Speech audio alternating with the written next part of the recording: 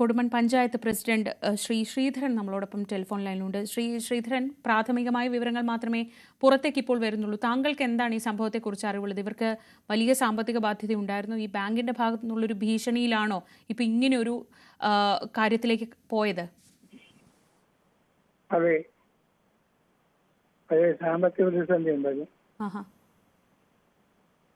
ഇവരൊരു പറഞ്ഞോളൂ കേൾക്കാം.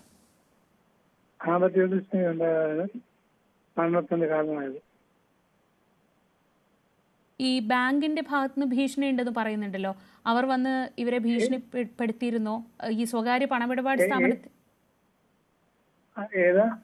ഒരു സ്വകാര്യ പണമിടപാട് സ്ഥാപനത്തിന്റെ ഭാഗത്തു നിന്ന് ഇവർക്ക് എന്തോ വലിയ ഭീഷണി ഉണ്ടായിരുന്നു, അവർ വന്ന് ഭീഷണിപ്പെടുത്തിയെന്നൊക്കെ പറഞ്ഞു കേൾക്കുന്നുണ്ട്. താങ്കൾക്ക് എന്തെങ്കിലും അറിവുണ്ടോ അതിൽ? അങ്ങനെയാണ് ഇവര് ആത്മഹത്യയിലേക്ക് പോയത്. ജപ്തി ഭീഷണി ഉണ്ടായിരുന്നോ? ഏത് ബാങ്കാണെന്ന് അറിയാമോ? അത് അറിയത്തില്ല കേട്ടോ. ശരി, നന്ദി ശ്രീധരൻ. ഇപ്പോൾ ഈ പഞ്ചായത്ത് വൈസ് പ്രസിഡന്റ് ശ്രീമതി ധന്യ ദേവി കൂടി ടെലിഫോൺ ലൈനിലുണ്ട്. ശ്രീമതി ധന്യ, താങ്കൾ പത്തനംതിട്ടയിലെ കൊടുമണ്ണിലാണ് സംഭവം. സാമ്പത്തിക പ്രതിസന്ധിയെ തുടർന്ന് കുടുംബം ആത്മഹത്യയ്ക്ക് ശ്രമിക്കുകയായിരുന്നു. കൊടുമൺ സ്വദേശിയായ ലീലാമ്മ മരിക്കുകയാണ്. ഭർത്താവും മകനും ഇപ്പോൾ ആശുപത്രിയിലാണ്. മൂവരും ചേർന്ന് ആത്മഹത്യ ചെയ്യാനാണ് ശ്രമിച്ചത്. പക്ഷേ അച്ഛനും മകനും ആത്മഹത്യാശ്രമത്തിൽ രക്ഷപ്പെട്ടു. ലീലാമ്മ പിന്നീട് ഗുളിക കഴിച്ചുറങ്ങാൻ കിടന്നെങ്കിലും പിന്നീട് അവർ തൂങ്ങി മരിച്ച നിലയിൽ കാണപ്പെടുകയായിരുന്നു. അവിടെ നിന്നുള്ള ചില പ്രതികരണങ്ങളിലേക്ക് പോകാം. എന്നിട്ടൊന്നും അവർക്ക് ഒരു തീരുമാനമില്ല. അവർ പൈസ നേടാതെ പോകത്തില്ലെന്ന് പറഞ്ഞു. എന്റെ കൂടെ പിറപ്പല്ലേ, ഞങ്ങൾക്ക് ആരുമില്ല.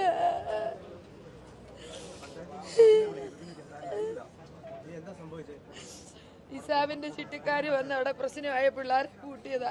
9 മണിക്ക് അവര് വന്നതാ. വന്നിട്ട് ഒരു 12:30 ആയപ്പോ ന്നും പറഞ്ഞു പോയിട്ട് വീണ്ടും ഊണ് കഴിഞ്ഞ് 1 മണിയായപ്പോ വന്ന് 6 മണി വരെ അവരവിടെ ഉണ്ടായിരുന്നു. അയൽക്കാർക്കെല്ലാം അറിയാവുന്നതാ. ഞങ്ങളെ വിളിക്കുമായിരുന്നു വീട്ടിലോട്ട്. ഇവിടെ ആദ്യക്കാട്ടുകുളങ്ങരയിലായിരുന്നു ഈ സംഭവം. കൊടുമണ്ണ അവളോട്ട് വിളിക്കുമായിരുന്നു. അപ്പോൾ ഞാൻ ഇവിടെ എന്റെ അനിയത്തിയോട് പറഞ്ഞു, നാളെ എന്തെങ്കിലും ഒരു പ്രശ്നം. അപ്പൊ അവരോട് പറയുന്നുണ്ട്, ഇവള് എന്റെ കുടുംബം നിങ്ങൾ ഇല്ലാതാക്കരുത്, നിങ്ങളുടെ പൈസ ഇത്ര പൈസയേ ഉള്ളൂ, ഞാൻ നിങ്ങളുടെ നാളെ വേണേ വന്ന് ക്ലോസ് ചെയ്തു തരാം. പക്ഷെ ഇപ്പൊ എന്റെ കുഞ്ഞുങ്ങളെ അങ്ങ് വിടും, അവനൊരു വഴിക്ക് പോവുക, അവന് വിസായ്ക്ക് പൈസയും കൊടുത്തിട്ടേക്കുന്നു, അവനൊരു വഴിക്ക് പോവുക, അവനെ വിടെന്ന് പറഞ്ഞു. ഇവരങ്ങോട്ട് മാറി. 6 മണിയായപ്പോ ഇവൻ തള്ളയെ വിളിച്ചിട്ട് പറഞ്ഞു, ഇനി എന്നെ നോക്കണ്ട, ഞങ്ങൾ 2 പേരെയും നോക്കണ്ട, നിങ്ങൾ ഭാര്യയും ഭർത്താവും ജീവിച്ചോ എന്ന് പറഞ്ഞു. വീട്ടിൽ അവിടുന്ന് ഇന്നലെ ഉച്ചയ്ക്ക് അവള് വീട്ടിൽ വന്ന് 3 മണിക്ക് വന്നു. 3 മണിക്ക് വന്ന് ഇന്ന് വെളുപ്പിലെ അവള് മരിച്ചു.